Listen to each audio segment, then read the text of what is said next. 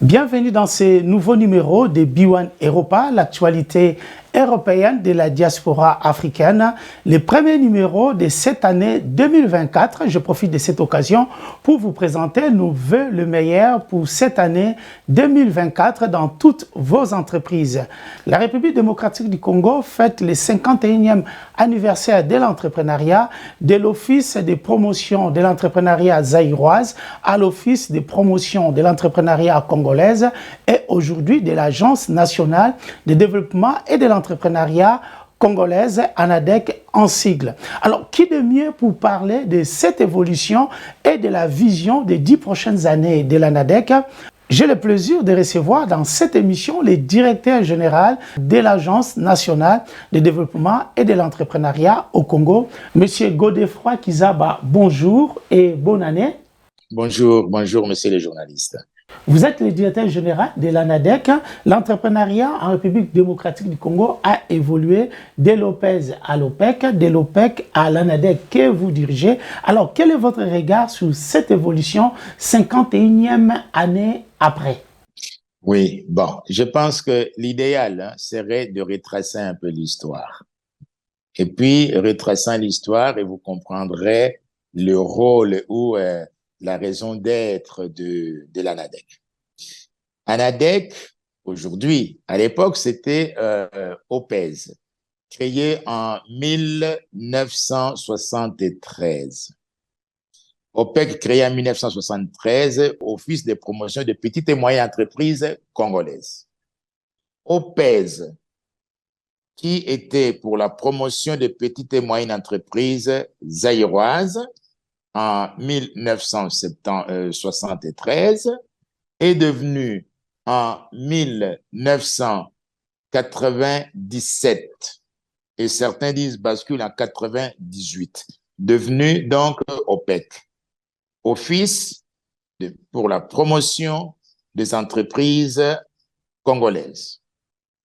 Et en 2021, OPEC devient ANADEC, Agence nationale de développement de l'entrepreneuriat congolais. Quand les nominations ou les dénominations changeaient au Congo, on voit évidemment OPEZ, OPEC. Bon, c'est comme si c'était toujours la même chose. Mais vu l'évolution du monde, vu l'évolution des activités, des business, etc., on se dit, mais pourquoi laisser seulement ceux qui se débrouillent pour devenir entrepreneurs et puis nous, l'État, nous intervenons quand ils sont déjà entrepreneurs. Mais autant partir de la source, partir de l'idée, commencer à encadrer à partir de l'idée jusqu'à la concrétisation de cette idée. C'est la raison pour laquelle OPEC ou OPEZ à l'époque est basculé vers ANADEC. C'est-à-dire il faut qu'il y ait vraiment un encadrement, un suivi au niveau de tout le processus. Voilà, c'est les avancées au niveau de ces dénominations. À travers notre simulateur Bisoport qui permet de tester les projets d'entreprendre en République démocratique du Congo, plusieurs personnes qui les utilisent nous demandent comment ils peuvent être accompagnés par l'ANADEC. Alors, quels sont les mécanismes que vous avez mis en place pour accompagner l'entrepreneuriat en République démocratique du Congo? Nous avons, je dirais, quatre axes. Le premier, c'est la formation. La formation, qui nous formons? Nous devrions former les entrepreneurs. Et dedans, dans la formation, il y a aussi la formation de formateurs, c'est-à-dire ceux qui forment les entrepreneurs. Et nous ajoutons à cela la formation tout au long de la vie, on peut dire, tout au long de la vie professionnelle des agents de l'ANADEC. Deuxième axe, c'est la certification de l'ANADEC. Certifié ANADEC connaît, bon, il y a des instituts de certification pour que nous soyons quand même habilités à travailler avec d'autres instituts, avec d'autres institutions du monde, qu'on nous fasse confiance parce que nous sommes certifiés, nous sommes qualifiés dans ce domaine-là qui est évidemment l'entrepreneuriat. Troisième axe, c'est la coopération et le partenariat.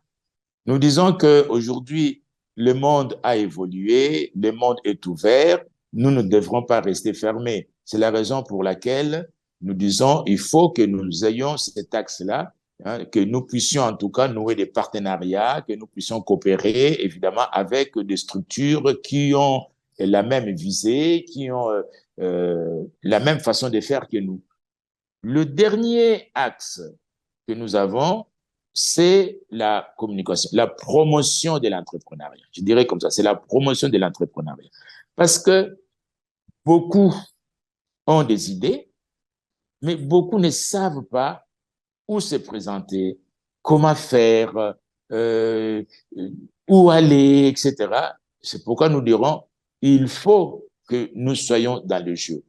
Alors, être dans ce jeu-là pour sensibiliser, pour promouvoir cet entrepreneuriat, ça se fera peut-être par la communication traditionnelle, hein, communication institutionnelle, tout ce que nous connaissons en tout cas, de support de communication, d'une part, et puis d'autre part,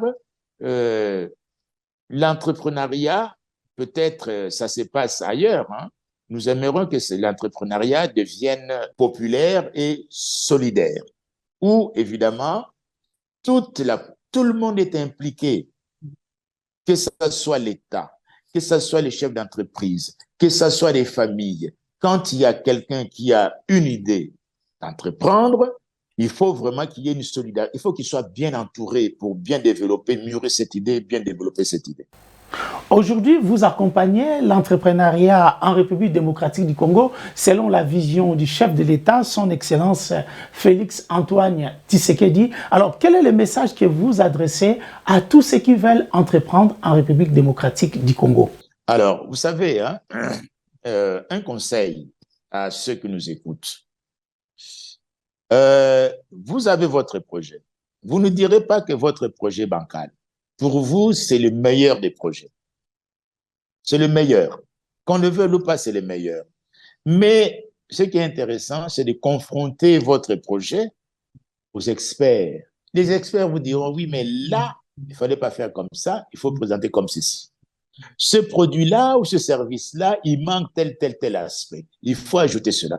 Pourquoi nous préparons ce dossier? Parce que nous orientons, c'est-à-dire le processus est que l'entrepreneur potentiel ou l'entrepreneur comme tel soit financé. Donc, il faut en tout cas faire de sorte qu'il puisse remplir tous les critères possibles. Voilà. Donc, ce sont l'entrepreneuriat, l'intrapreneuriat pour les entreprises existantes et puis le conseil. On le fait très bien. Monsieur Godefroid Kizabi, merci d'avoir répondu à notre invitation. Merci beaucoup en tout cas. Voilà, merci pour vous.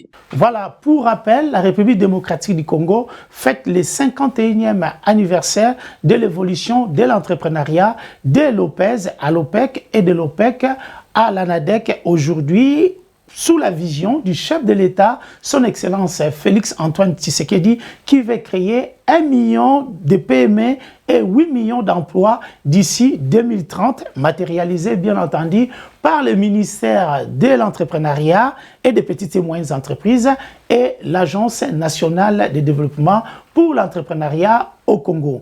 Maintenant, si vous avez un projet ou une idée d'entreprendre ou d'investir en République démocratique du Congo, n'hésitez pas d'aller maintenant sur www.bizoport.com, le premier simulateur qui vous permet de tester votre projet, d'entreprendre ou d'investir en République démocratique du Congo et de trouver un accompagnement adapté à votre projet. Alors, allez-y vite sur www.bizoport.com.